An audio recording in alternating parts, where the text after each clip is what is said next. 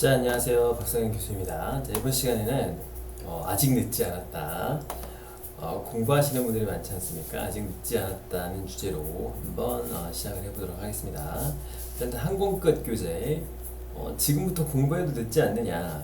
절대 늦지 않고요. 이 교재가 뭐 매년 바뀌고 막 그런 게 아니기 때문에 한번 사놨다고 해도 뭐 여러분들이 뭐 이렇게 뭐 교재가 엄청나게 많이 바뀌고 뭐 그런 건 없어요. NCS라는 과목 자체가 변화가 많지 않기 때문에 사셨던 분들은 그냥 이걸로 계속 공부하시면 되고, 저는 이제 볼 때 여러 번 보는 걸 추천합니다. 좀 한 번 보는 것보다 여러 번 볼 때 이제 제대로 보고 좀 더 깊이 있게 보고 어떤 내용이 있나도 좀 생각을 해보고, 이 시험은 좀 생각을 많이 하는 시험이라고 생각하시면 되기 때문에 그렇습니다.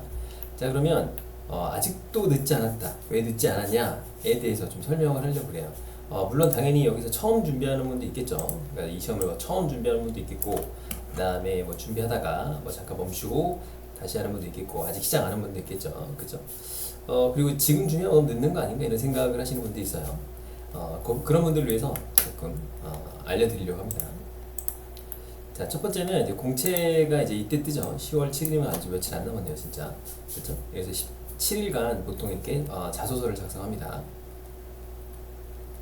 그렇죠? 뒤에도 얘기하겠지만 자소서 배수가 보통 5배수 합격자를 배출합니다. 보통 뭐 많은 곳은 한 30배수에서 한 50배수도 이렇게 합격자를 배출하는데, 이 시험은 굉장히 자소서가 조금 관문이 좀 좁은 편입니다.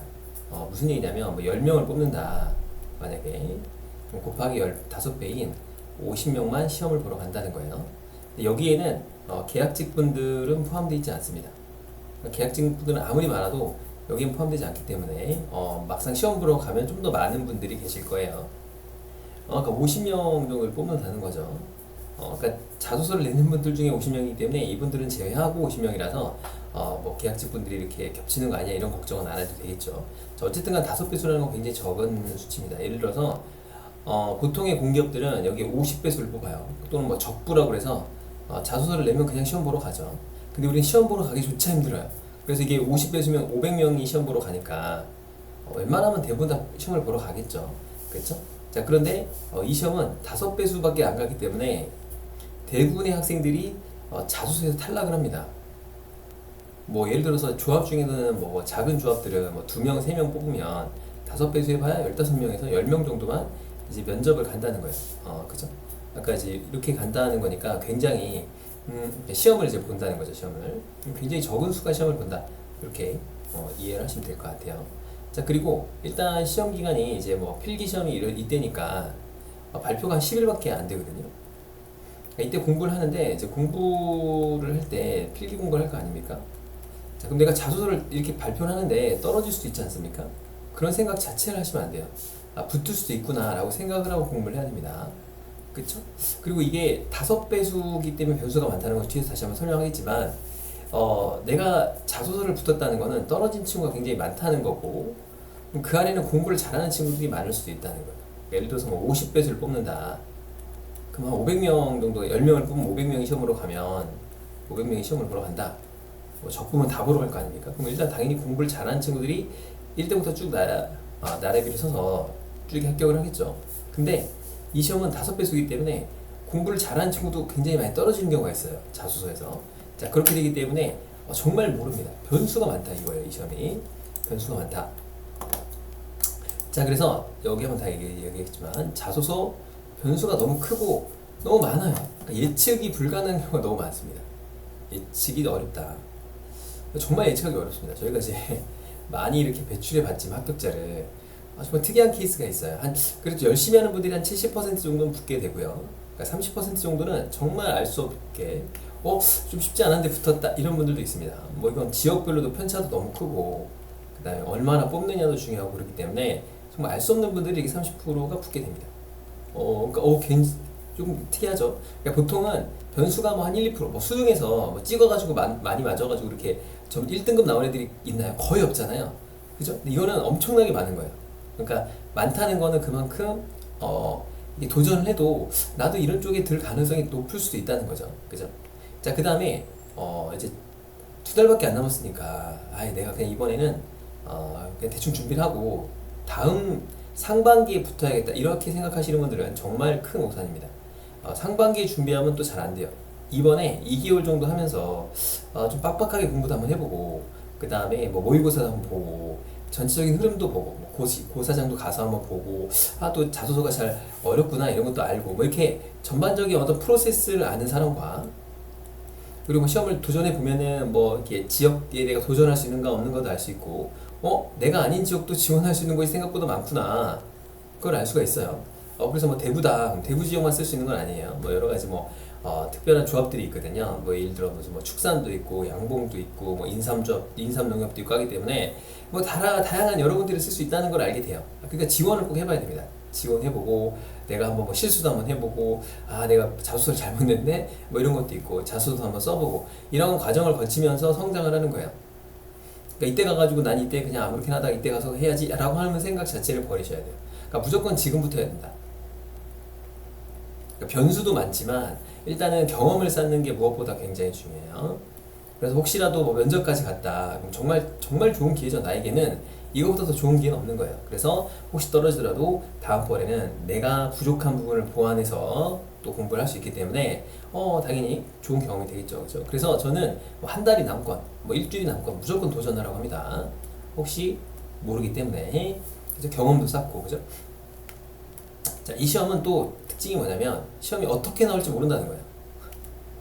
정말 특이한 시험이죠.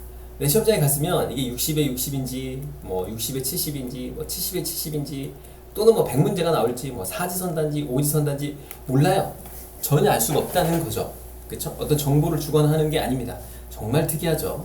어느 시험에서 이렇게 안 알려주고 시험 보는 데는 없습니다. 뭐 예를 들어서 뭐 이렇게 과목은 몇 개, 과목은만 아시죠?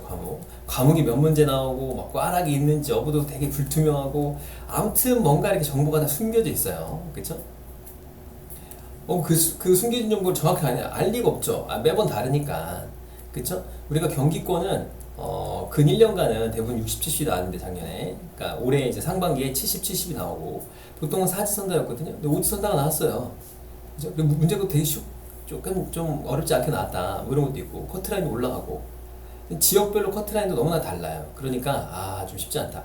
그리고 꽈락은 있는 것 같습니다. 꽈락이 있다고 나와 있어요. 그리고 실질적으로 꽈락이 되면 지 않는 것 같아요. 저희도 이제 이게 보면은 그렇다고 해서 꽈락에 대해서 100% 떨어지냐 그것도 우리는 알 수는 없죠. 알 수는 없어요. 근데 꽈락이 있다고 시험에 나와 있습니다. 그러니까 그 꽈락이 있다는 걸 좀 기억을 하시고 60문제라고 하면 36개 이상을 맞춰야 된다는 거죠. 그러니까 공부를 할 때 36개를 목표로 하면 됩니다. 내가 좀 공부를 잘 못한다. 그리고 조금 이렇게 실력이 좀 딸리다. 그렇게 생각하면 36개 이상을 맞추는 전략으로 해서 한 40개 정도 이렇게 내외로 맞추는 거를 좀 추천드립니다. 그러니까 문제가 어려울 수도 있고 쉬울 수도 있어요. 뭐 난도가 높으면은 이렇게 충분히 이 정도면 합격할 수도 있고 지역별로 편차도 있지만 당연히 쉬우면은 더 많이 맞아야겠죠. 그렇죠? 자, 그런데 쉬우면은 공부를 안 해도 맞출 수 있는 게 꽤나 많이 나와요. 이번에도 그런데 70, 70에 무슨 상식 문제가 되게 많이 나왔거든요.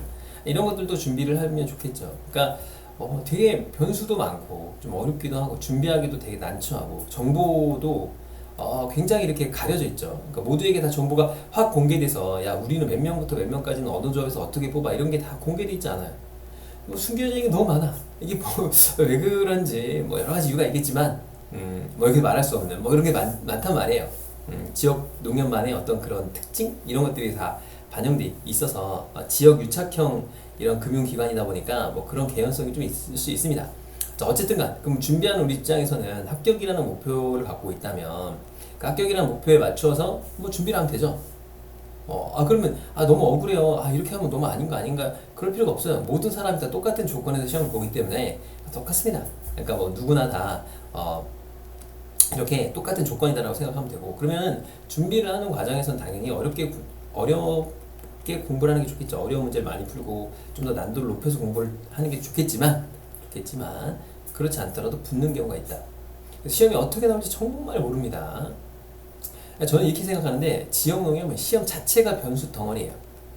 그러니까 변수가 너무 많기 때문에 이 변수를 모두 대처할 수는 없으니 일단 시험을 보자 이거예요. 일단 시험을 보면 변수가 많다는 건 뭐죠? 변수에 의한 어떤 예상치 못한 그러니까 우리가 표준 편차 정규 분포를 가정했을 때 이 평균을 중심으로 한 우리가 예상치가 있단 말이에요. 이걸 신뢰 수준이라고 하는데 신뢰 수준을 벗어나는 아주 특별한 케이스들이 나올 수 있다. 그런 게 상당히 많다 이거죠. 그죠? 그러니까 늦지 않았다는 거야. 그래서 이게 합리적인 선택인 거고, 자, 그 다음에 이 시험은 수리가 되게 중요합니다. 뭐 계산 문제도 많고 계산을 잘해야 돼요. 그죠? 그럼 수리를 못하면 어떡하냐? 못하면 못한 방법으로 공부를 해야겠죠. 그죠? 그런데 아직까지는 그래도 한 달 정도 기간에는 뭐 한 두 달 정도 남았다고 하면은 한 달 정도는 아직도 수리는 할 수 있어요. 근데 이제 한 달이 남은 상태에서는 마지막 한 달은 일단은 뭐 시험도 적응을 할 수 있는 모의고사를 좀 많이 봐야 되고요. 저희는 모의고사를 저희 회사 같은 경우 한 40회차 정도 이렇게 제공을 하고 있는데 더 늘릴 생각이에요. 뭐 50회차. 근데 많이 보는 거는 막 중요하진 않고요. 느낌상 뭐 여러 가지 그런 케이스들을 다 공부하는 게 좋습니다. 뭐 60, 60, 뭐 60, 70, 뭐 70, 70, 뭐 이런 거를 다 골고루 하는 게 필요해요. 사지선다, 오지선다 이렇게. 왜 그러냐면 어떤 게 나올지 모르니까. 그래서 모의고사를 좀 많이 보고 상대적으로 내가 몇 등인지 좀 알아야겠죠. 그렇죠? 뭐 그런 것들을 좀 알면 좋을 겁니다. 저희 회사는 다 그런 게 시스템이 있기 때문에 뭐 이 친구가 얼마나 합격이 가능성이 있느냐는 대부분 다 알아요. 그럼 제가 예상했던 대로 70%는 거의 그분들이 붙습니다. 30%는 예외가 있다. 이건 통계적으로 제가 이제 통계학도 가르치지 않습니까? 통계학적으로 다 계산을 해본 거예요. 그래서 표준편차 범위 내에서 있구나. 우리 신뢰 수준 95% 수준에서 이 정도 안에 들어올 거라고 생각하는데 안 되네. 이렇게 계산을 해놨어요. 저희가 다 모의고사를 보면은 다 그게 나옵니다. 어느 정도 이렇게 범위 내에서 평균과 표준편차가 있어서 그 표준편차 범위 내에 이렇게 들어가니까 합격 확률이 몇 %구나. 이런 거를 계산할 수가 있어요. 되게 과학적이죠. 그죠? 통계는 어느 정도 과학입니다. 그래서 그런 과학적인 지표를 가지고 이제 보는데 다른 회사는 절대 그렇지 않습니다. 다른 회사는 이렇게 될 리가 없어요. 95% 신뢰 수준이면 95% 애들이 붙지 이게 30%가 벗어나지 않습니다. 그러니까 예상이 잘 안 된다는 거예요. 아셨죠? 자, 그러면 한 달은 아직도 우리가 계산 연습이라든가 수리를 할 수 있는 시간이 있으니 이렇게 준비를 하는 거고, 내가 수리가 좀 잘한다. 그럼 당연히 이점이 있겠죠. 처음 준비하시는 분들도 내가 수리를 좀 잘하는데 남들보다 훨씬 더 이점이 있는 거고, 계산 연습을 좀 빡빡하게 한 다음에 한 달 마지막 남은 시점에서 이제 암기 과목 중심으로 농협이라든가 이런 지식도 쌓고 이렇게 나가면은 어느 정도 대비가 됩니다. 자, 근데 이제 제일 중요한 건 자소서죠. 자소서. 떨어지면 뭐 시험도 못 보고 뭐 아무것도 없으니까 자소서를 잘 써야겠죠. 그죠? 자소서 잘 쓰는 법 이런 것들은 또 나중에 공고 뜨면 또 알려드릴 테니까 그때 보도록 하면 될 것 같고, 아직도 늦지 않았다라는 거예요. 아직까지는 수리 추리할 시간이 있어요. 그러니까 수리 추리하고 그다음에 마지막 한 달에 이제 뭐 이 모의고사 보면서 부족한 거 채우고 암기 과목 채우면 되니까 아직은 괜찮다. 아셨죠? 저희 평생 책임반 회원분들도 질문을 많이 하는데 뭐 진도가 너무 늦지 않나요? 뭐 그런데 지금까지는 아직도 수리 추리할 수 있어요. 그렇죠? 그래서 이제 그런 걸 늘려야 되는 거고, 의사소통이 뭐 엄청 어렵게 나오진 않기 때문에 뭐 어휘 같은 거는 뭐 많이 한다고 잘 되지도 않는단 말이에요. 그러니까 지금은 아직도 수리 추리할 시간이 있다. 그리고 변수가 많으니까 절대 포기하지 말자. 내가 지금 뭐 기초 공부를 하고 있다고 하더라도 절대 포기할 일 아니다. 아셨죠? 그래서 끝까지 공부하셔가지고 지원하셔서 모두 합격했으면 좋겠네요. 자, 그럼 이렇게 아직 늦지 않았다 강의 마치도록 할게요.